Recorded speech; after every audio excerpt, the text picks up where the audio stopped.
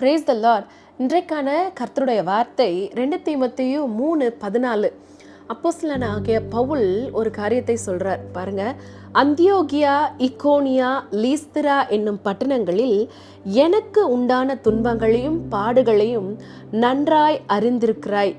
எவ்வளவோ துன்பங்களை சகித்தேன், இவை எல்லாவற்றினின்றும் கர்த்தர் என்னை நீங்களாக்கி விட்டார். பவுல் இந்த இடத்துல ஒரு காரியத்தை சொல்கிறார். எவ்வளவோ துன்பங்களை சகித்தேன், இவை எல்லாவற்றினின்றும் கர்த்தர் என்னை நீங்களாக்கி விட்டார். அநேகர் இப்படி சொல்கிறத நான் கேள்விப்பட்டிருக்கேன்.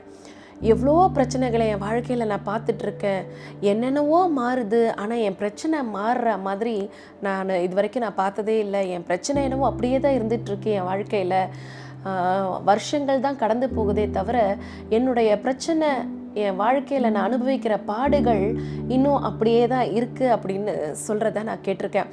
ஆனால் ஒரு தேவ பிள்ளைக்கு கர்த்தர் தருகிற ஒரு பெருத்த நம்பிக்கை என்ன அப்படின்னு சொன்னால், பாடுகள் என்பது கொஞ்ச காலம்தான்.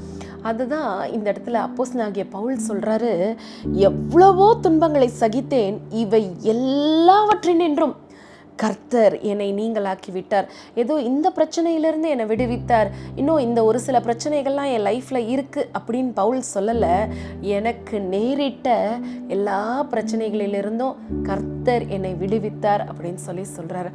ஆமாங்க, இதே வார்த்தை தான் இன்னைக்கு கர்த்தர், இதே நம்பிக்கையை தான் இன்னைக்கு கர்த்தர் நமக்கும் தராரு. என்ன அப்படின்னா, நம்மளுடைய லைஃப்பில் பிரச்சனைகள், பாடுகள் ஒரு சில நாட்களாக தொடர்ந்து இருக்கலாம், ஆனால் அதுவே நம்மளுடைய லைஃப் ஃபுல்லாக இருக்க போகிறது கிடையாது. நிச்சயமாகவே அந்த பிரச்சனைகள் எல்லாவற்றிலிருந்தும் கர்த்தர் நம்மை விடுவிக்க வல்லவராக இருக்கிறார்.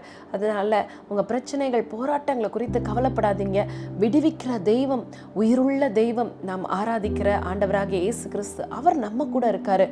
அப்போ நம்மளுடைய எல்லா பிரச்சனைகளுக்கும் ஒரு தீர்வு உண்டு. இதே பிரச்சனை லைஃப்ல சஸ்டெயின் ஆகாது. அவரை நம்புங்க. உங்களுடைய பிரச்சனைகளிலிருந்து நிச்சயமாகவே கர்த்தர் உங்களை விடுவிப்பார். God bless you all.